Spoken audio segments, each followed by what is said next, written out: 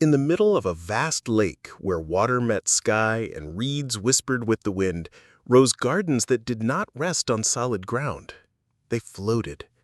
Built by human hands, held together by roots and mud, these gardens grew corn, beans, squash, and flowers. They were not magic. They were not myth. They were real. And they fed a great city. This is the story of how the Aztecs, a people with no land of their own, turned water into soil, hunger into harvest, and weakness into power. This is the story of the floating gardens, the agricultural revolution that defied nature and changed history. Long before roads of stone or temples that touched the clouds, the Aztecs were wanderers. They had no home. They traveled across dry plains and high mountains, guided by signs and dreams.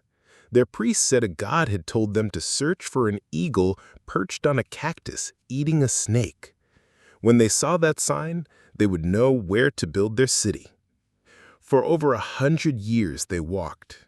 They passed through valleys and forests. They met other peoples, some kind, some cruel. They worked as soldiers, farmers, and laborers, but they were never welcome. They were seen as outsiders, poor, wild, unsettled. They called themselves the Mexica. They spoke Nahuatl. They worshipped Huitzilopochtli, their sun and war god. He gave them strength. He told them to keep moving. By the 1300s, the Mexica reached the Valley of Mexico. It was a highland basin more than 7,000 feet above sea level. Mountains ringed it like a wall. To the east stood Itztitzihuatl, the sleeping woman. To the west rose Popocatépetl, the smoking mountain. Between them lay a land of lakes, forests, and fertile soil. At the heart of the valley were 5 interconnected lakes: Texcoco, Xochimilco, Chalco, Saltocan, and Zumpango. They were remnants of a much larger ancient lake that had existed for thousands of years. Over time, the climate changed. The water levels dropped, marshes formed, but life thrived. The largest lake was Texcoco. Its waters were salty, especially on the western side. This was due to natural mineral deposits and the lack of outflow. Rain and rivers brought in fresh water, but evaporation left behind salt. The eastern parts, near the foothills, were less salty. Springs fed them. Reeds and cattails grew thick along the shores. No major city had been built on the lake's center. The land was wet, the ground was soft. Floods came without warning. To the powerful city-states around the lake, like Texcoco, Cualcaján, and Azcapotzalco, this was no place for a capital. It was unfit for temples, unfit for palaces, unfit for armies. But the Aztecs did not come looking for comfort. They came looking for survival. For over a century they had wandered. They were seen as rough, poor, and uncivilized. Other peoples called them Chichimeca, a word for desert nomads. They were not trusted. They were not welcomed. They served as mercenaries. They worked as laborers. They lived on the edges of other cities. Now, in the 1320s, they reached the marshy islands of Lake Texcoco. According to their legend, their god Huitzilopochtli had told them to look for a sign: an eagle perched on a prickly pear cactus eating a snake. When they saw it, they would know where to build their home. They saw it on a small island in the lake. Today, that image is on the flag of Mexico, but at the time, it meant something far more urgent. It meant stay here, build here, live here. The island was not much, just a patch of dry ground surrounded by water. Reeds poked through the surface. Herons stood still in the shallows. Frogs croaked at night. To outsiders, it was worthless, but to the Mexica, they saw it differently. They saw space. They saw water. They saw resources. They saw a chance. Other city-states allowed them to settle. The ruler of Cualcaján, a respected city to the south, gave them permission. He thought little of them. He believed the swamp would destroy them. He expected them to vanish within years. He was wrong. the Mexica began to build. They did not clear forests, they did not dig deep foundations. They worked with what the lake provided. They cut wooden stakes from willow and ahuete trees. These trees grew well in wet soil. Their wood was strong, their roots held ground. They drove the stakes into the lake bed. They placed them in a rectangle, about 30 feet wide and 300 feet long. Between the stakes, they wove a mat of reeds and branches. This created a frame. Then came the filling. They scooped mud from the bottom of the lake. It was dark, thick, full of nutrients. They piled it onto the frame. On top, they added decaying aquatic plants, especially totora reeds. These grew in dense beds. When pulled up, they formed a spongy mass. As they rotted, they released nitrogen and kept the soil loose. Then came compost. Households saved food scraps, fish bones, animal remains. Even human waste was collected in special containers and added to the mix. This enriched the soil. Finally, they topped it with a layer of good earth, sometimes brought from the mainland. This structure did not rest on the lake bed. It floated. Buoyed by trapped air in the plant matter and the lightness of the reed base, it stayed afloat. But it did not drift. To anchor it, they planted willow trees at each corner. Willows grew fast. Their roots reached deep into the mud. They gripped the lake bed. They held the chinampa in place. They also shaded the soil. They blocked strong winds. Their leaves fell and added more organic matter. This was not guesswork. This was knowledge. The Mexica had watched others. In Xochimilco and Chalco, farming on water was not new. For centuries, people there had used small rafts of reeds called clauchilin. They piled soil on top and planted crops. But these rafts floated freely. They broke apart. They could not be used year after year. The Mexica improved the idea. They made their chinampas permanent. They were not rafts. They were fixed plots. They could be farmed for decades. And they were highly productive. The first chinampas were built near the shore, in shallow water, easy to reach. Farmers used canoes to move between them. The canoes were carved from single logs, narrow, light, easy to steer with a pole. They planted corn, beans, and squash, the three sisters. Corn grew tall in the center. Beans were planted at the base. Their vines climbed the cornstalks. Squash spread along the edges. Its broad leaves shaded the soil. This blocked weeds. It kept moisture in. The plant helped each other. Corn gave beans support. Beans added nitrogen to the soil. Squash protected the roots. This method was not invented by the Mexica. It was used across Mesoamerica. But on the chinampas, it worked better. The soil was rich. The water was constant. The climate was mild. There was no dry season that killed crops. The chinampas were irrigated by the lake itself. No need to carry water. No need to dig wells. The roots soaked it up from below. Farmers added new layers every few months. They dredged more mud. They added fresh compost. This kept the soil fertile. And because the growing season never really ended, they could harvest again and again. Most farms in Europe at that time grew one crop a year. In Mesoamerica, many grew two. But on the chinampas, farmers could get 3, 4, even 7 harvests a year. This was extraordinary. A single chinampa could produce enough food to feed a family of 5 or more. Some grew specialty crops. Flowers were important. Marigolds, maracas, and morning glories were grown for religious offerings. Priests used them in ceremonies. Temples were decorated with them. Maguey plants were grown for fiber and drink. The leaves gave strong thread for cloth. The sap was cooked into pulque, a milky fermented beverage used in rituals. Some chinampas had small enclosures for animals. Turkeys and ducks were raised. Fish were kept in the canals. Frogs and tadpoles were caught and eaten. Even ahuajl, a green protein-rich algae, was harvested and cooked like eggs. Nothing was wasted. The system was circular. Waste became soil. Water fed the roots. Plants fed people. People fed the city. But the chinampas were not built overnight. Each one took weeks of labor. Families worked together. Men cut stakes. Women wove reeds. Children carried mud in baskets. It was hard work.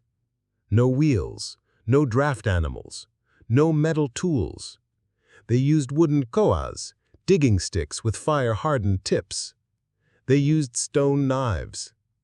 They worked in water, in mud, in sun. But they kept building, because the chinampas worked. Corn grew taller here than on dry land. Beans ripened faster. Squash yielded more fruit. The proof was in the harvest. Word spread. People from nearby towns came to see. They stood on the shore. They looked at the green rectangles rising from the water. They could not believe it. "How can soil float?" they asked. "How can it grow food?" They thought it was magic. But the Mexica showed them. They invited visitors to walk the chinampas, to touch the soil, to see the roots. They explained the layers. They showed the willow trees, the canals, the crops. Slowly, others began to copy. In Xochimilco, farmers adopted the method. In Chalco, new chinampas appeared. The idea spread. But Tenochtitlan remained the center. By the 1350s, the Mexica had built causeways, raised roads of stone and earth, connecting their island to the mainland. One went to Iztapalapa, another to Tacuba, a third to Tepeyac. These causeways had bridges. They could be pulled up to defend the city. They also carried fresh water via aqueducts. The city grew. Homes were built on the island. Temples rose. Markets opened. And all around it, the chinampas spread. They were not random. They were planned. Canals were dug in straight lines. Chinampas were laid out in grids. This made farming efficient. It made transport easy. It showed order. The Mexica were not just surviving, they were building a city, and the chinampas were its foundation. By the early 1400s, Tenochtitlan was no longer a village. It was a thriving urban center. But it was still weak.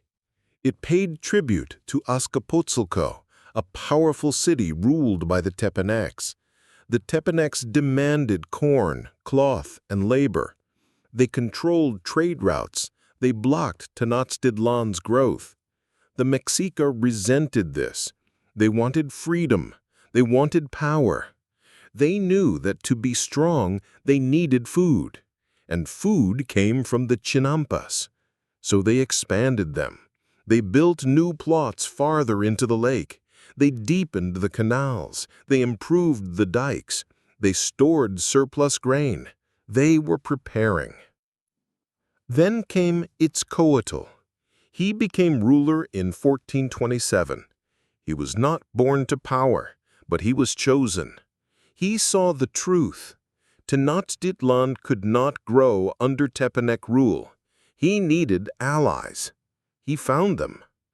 Nezahualcóyotl, prince of Texcoco, had been exiled by the Tepanecs. He wanted his city back. Totoquihuatzin, ruler of Calcopan, also hated the Tepanecs. Together, the three cities formed an alliance. In 1428, they attacked Azcapotzalco. They won. The Tepanec king was killed. Azcapotzalco fell. The Triple Alliance was born. This was the start of the Aztec Empire. Now, Tenochtitlan was free. Itzcoatl used that freedom to expand the chinampa system. He ordered the construction of new plots. He sent workers to drain marshes and create more farmland. He improved the canal network. He linked farming to defense. More crops meant more people. More people meant more soldiers. More soldiers meant more conquest. The empire grew. Province after province was added. Tribute flowed in: gold, cloth, food, jade. But the chinampas remained the core. They fed the city when tribute was late. They fed the army during war. They fed the poor during drought. They were reliable. They were local. They were under Mexica control. No outside ruler could take them away. This was power. Not just military power, economic power, food power. The chinampas were not just gardens. They were a weapon, and they were a shield. By the mid-1400s, Tenochtitlan was a true city. Its population grew to tens of thousands. Its temples reached the sky, and its markets buzzed with life. And all around it, the chinampas formed a green net across the lake. From the mainland, travelers saw a city rising from the water, a city of canals, a city of gardens, a city that should not exist. But it did, because the Mexica had looked at a swamp and seen a future. They had taken what others called waste and turned it into wealth. They had built not on solid ground, but on wisdom. And in doing so, they changed the world. More crops meant more people. More people meant more soldiers. More soldiers meant more conquest. The empire grew. Province after province fell. Tribute flowed in to Tenochtitlan: gold, cloth, food, jade. But the chinampas kept the city alive. They were the engine. Without them, Tenochtitlan could not have existed. Imagine a city of 200,000 people, some say 250,000, living on a lake. No farmland around, no rivers with rich soil, just water. Yet they ate well. They had corn tortillas every day. They drank chocolate. They feasted on tamales, turkey, and fish. This was possible because of the floating gardens. But not everyone believed it at first. When Spanish soldiers arrived in 1519, they could not understand what they saw. Bernal Diaz del Castillo was a foot soldier in Hernán Cortés's army. He wrote about what he saw. He said the city rose from the water like a dream. Bridges lifted. Canals ran everywhere. Gardens floated on the lake. He said, "I stood amazed. These great cities and buildings rising from the water, all made of stone." He did not know how the gardens worked. He called them artificial islands. But he saw the canoes. He saw the farmers. He saw the markets piled high with food. He did not know the word chinampa, but he saw the result. The Spanish were amazed, but they were also greedy. They wanted the city. They wanted the gold. They wanted control. They did not care about the farms. But the farms were the reason the city stood. The chinampas were not just a farming method. They were a response to crisis. The Mexica had no choice. They were pushed to the worst land. So they made the worst land the best. They turned a challenge into a gift. But it was not easy. Building a chinampa took weeks, sometimes months. Workers had to dive into the cold lake. They hauled mud in baskets. They cut reeds with stone knives. They planted willow saplings by hand.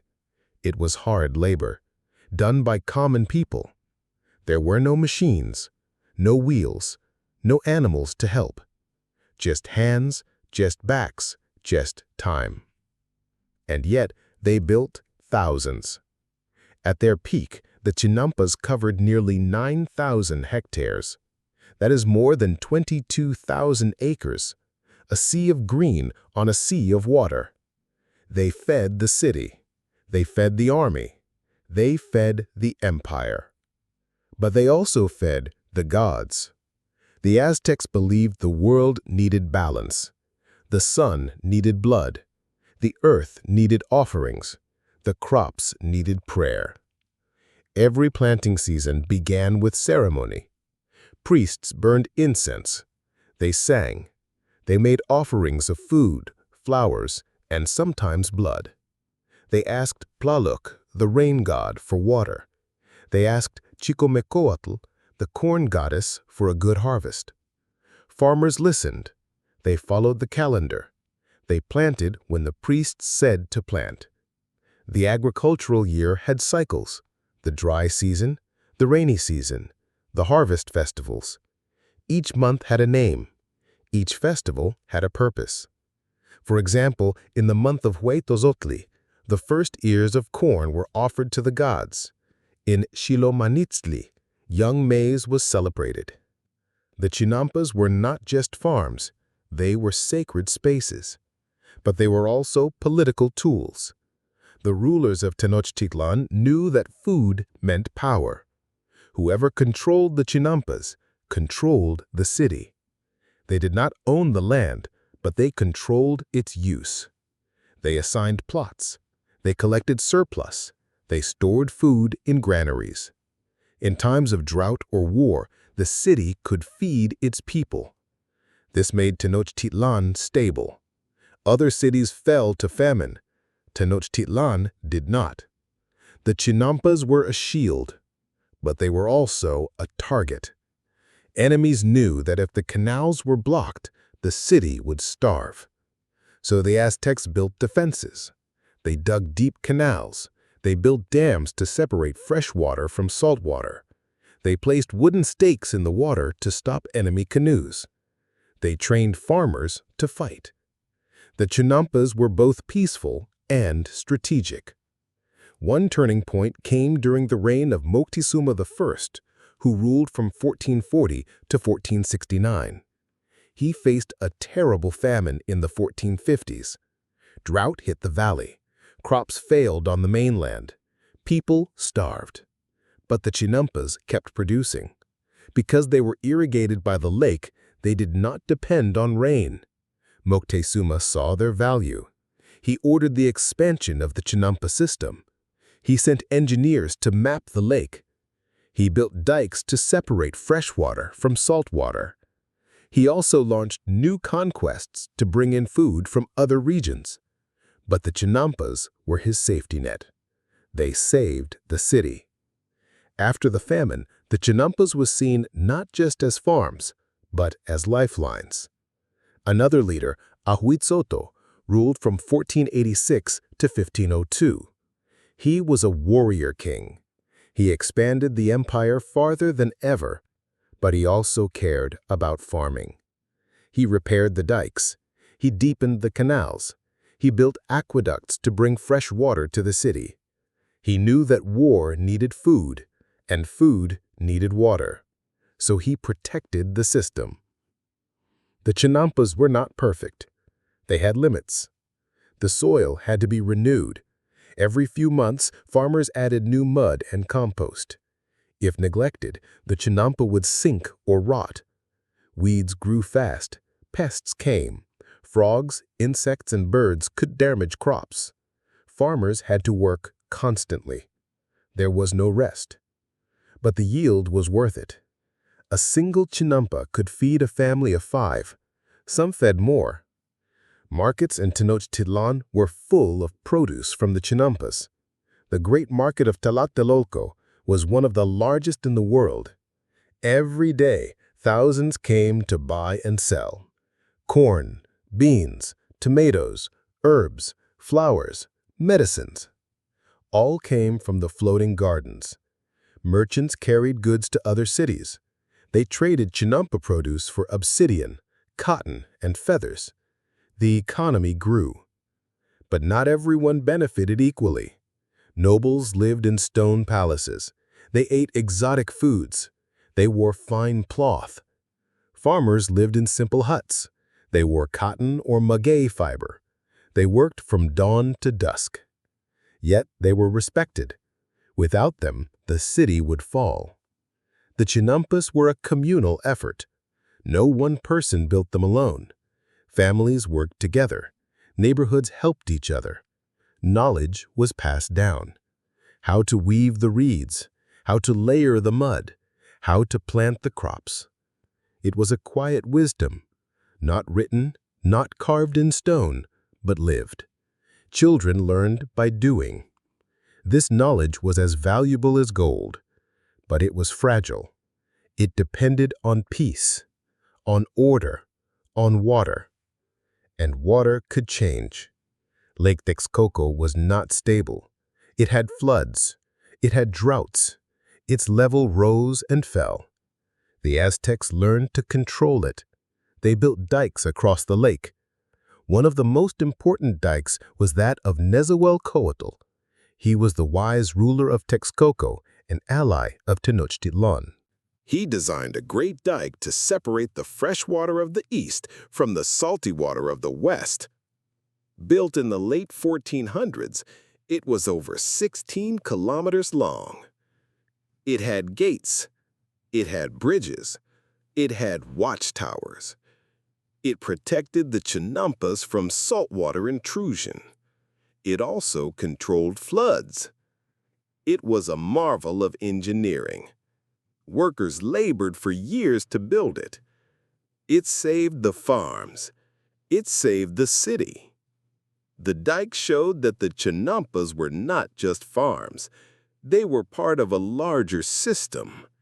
Water management, urban planning, defense, religion, all were tied together. The floating gardens were the heart, but they were not without controversy. Some people questioned their use. Priests worried that too much focus on farming would anger the gods. Warriors thought farming made people soft. Nobles wanted more land for themselves. But the rulers of Tenochtitlan knew the truth. Without food, there could be no war, no temples, no tribute. So they protected the chinampas. They also expanded them into the lake. But the lake was shrinking. As the city grew, more land was needed. More chinampas were built. More water was drained. This changed the ecosystem. Fish disappeared. Birds lost their homes. Reeds thinned. The balance began to tip. But the people had no choice. They needed to eat. The chinampas were not just a solution. They were a necessity. Another challenge came from within. Not all chinampas were equal. Some were on the inner canals, close to the city. These were rich, easy to reach, well-maintained. Others were on the edges, farther out. These were harder to reach, more exposed to wind and waves. Families with inner plots had more food. They could sell surplus. They had power. Families with outer plots struggled. This created tension, but the city leaders tried to manage it. They rotated plots. They repaired canals. They shared tools. Still, inequality grew. Yet, compared to other societies, the system was fair. Most families had access to land. Most could feed themselves. That was rare in the world at that time. In Europe, peasants worked land owned by lords. They gave most of their harvest away. In Tenochtitlan, families kept what they grew. They paid tribute, yes, but they ate first. This gave them dignity. It gave them strength. The chinampas also shaped the culture. People lived close to nature. They knew the cycles of water and soil. They respected the lake. They named places after plants and birds. Their songs spoke of corn and rain. Their art showed farmers and gods together. Farming was not low work, it was holy work. But it was also hard work, and it was never done. Every season, the farmers returned to the mud. They repaired the edges. They replanted the willows. They cleaned the canals. They fought the weeds. They watched the weather. They lived with uncertainty. A storm could flood the plots. A drought could dry the canals. A war could block the supply of compost. Yet they kept building, because without the chinampas, there was no city. One of the most dramatic moments came in the final years of the empire. By 1519, Tenochtitlan was at its peak. The chinampas stretched for miles. The city was full of life. Then the Spanish arrived. At first, they were welcomed. Moctezuma II, the ruler, thought Cortés might be a god. He gave him gifts. He let him enter the city. Cortés saw the wealth. He saw the order. He saw the farms. But he did not understand them. He saw gold. He saw power. He saw a chance. He took Moctezuma prisoner. The city rose up. War came. The Spanish were driven out in 1520, but they returned. This time, they attacked the water. They knew the city depended on the chinampas. So they destroyed the dikes. They filled the canals. They burned the gardens. They cut the supply of fresh water. The city starved. After months of siege, Tenochtitlan fell in 1521. The chinampas were ruined. The lake was poisoned. The people were broken. The Spanish built their city on the ruins. They drained the lake. They paved the canals. They forgot the floating gardens. But not everyone forgot. In Xochimilco, some chinampas survived. Farmers kept the old ways. They still grow flowers and vegetables there.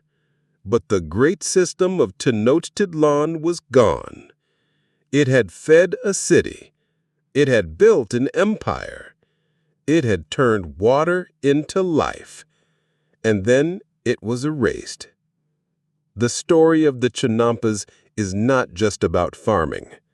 It is about survival. It is about ingenuity.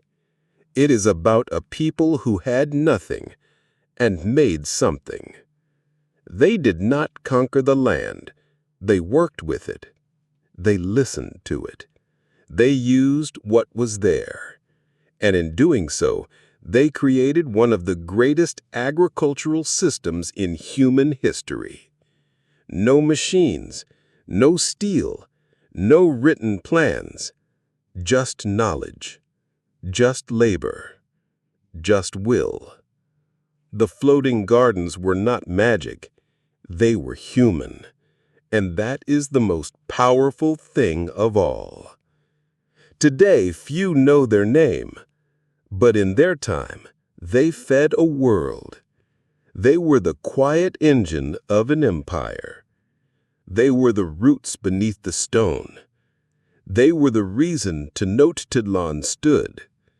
And though the city is gone, the lesson remains. When the land fails, look to the water. When the earth is taken, build your own. When the world says no, find a way. The Aztecs did, and for a time, they grew gardens on water. That is the truth. That is the story, and it is real.